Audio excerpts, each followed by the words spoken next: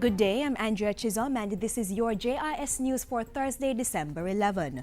Jamaica has joined an international project to fight drug trafficking and reduce illicit imports and exports through international airports. On Wednesday, government signed a Memorandum of Understanding with the UN Office on Drugs and Crime UNODC to implement the Airport Communication Project AirCop. It aims at intercepting illicit shipments by establishing real-time operational communication between international airports in Africa, Latin America and the Caribbean. The project establishes joint airport interdiction task forces, which are connected to international law enforcement databases and communication networks. The project has been welcomed by both the Ministers of Transport and National Security. It is accepted that Jamaica has made tremendous strides in the fight against international trade in illicit goods and drugs. This initiative will certainly provide us with some of the support needed to mount an even stronger response.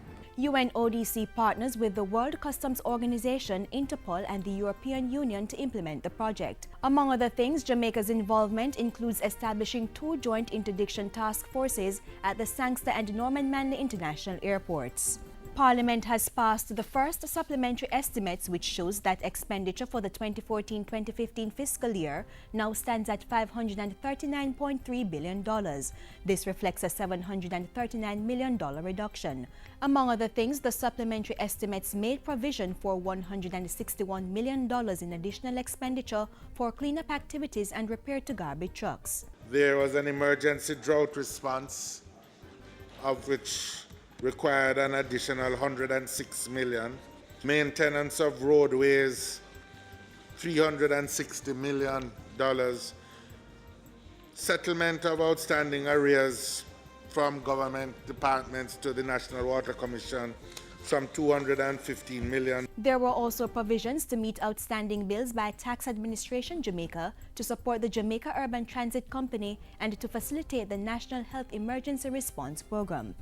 Meanwhile, the Finance Minister has called for cooperation from the parliamentary opposition as government seeks to pass the budget for the upcoming fiscal year before March 31. Under the new fiscal rules incorporated into the Financial Administration and Audit Act, government is now required to pass a budget before the start of an upcoming financial year. For the first time next February, we're going to have the estimates of revenue and the estimates of expenditure presented at the same time.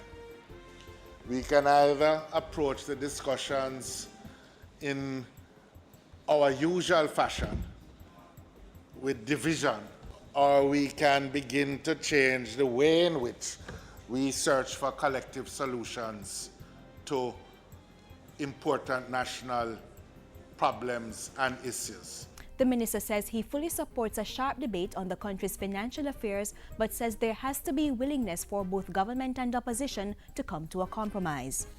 The Heart Trust NTA has revived its Registered Apprenticeship Program RAP, which will see hundreds of young people gaining on-the-job training in several skill areas. Already, more than 200 persons are engaged in training under the program, which was launched last Thursday. The trainees will receive certification and job opportunities from participating companies.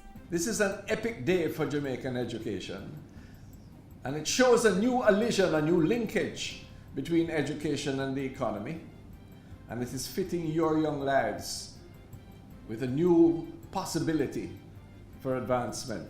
Minister of Industry, Investment and Commerce Anthony Hilton adds that RAP will provide Jamaica with a more modern, competitive workforce fit for the global logistics hub. If we're serious about investments, we cannot underestimate the vital importance of having a skilled and highly trained workforce available to employment. This is one of the pillars on which modern industry and commerce is built.